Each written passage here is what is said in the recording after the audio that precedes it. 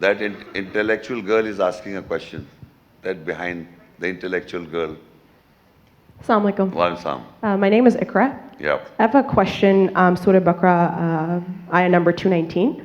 So the translation is, and they question / ask you about intoxicants and gambling. So there is a great sin in both of them and benefit for the mankind, and their sin is greater from their benefit. So I think someone on the right-hand side shouted stock exchange or just investing in stocks. And then you made a distinction between, like, for example, let's say lottery or raffle tickets.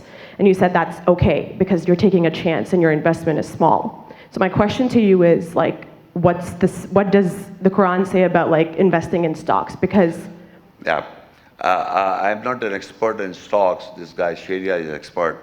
I'll ask him that if you are investing in stocks and you know the calculated risk. Yeah, calculated risk, Okay. and you can do that. And if you are not good at it, if you do not lose money again and again, where there is a danger of losing money again and again will be gambling.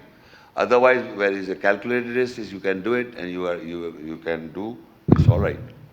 You understand? Okay, so it's not categorized as a sin. Yeah, but because I'm not expert in stocks, how it works, because there are many things in stocks, and I've seen guys who kill themselves.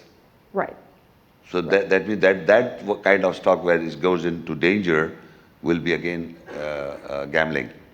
Okay, thank you. That's clear.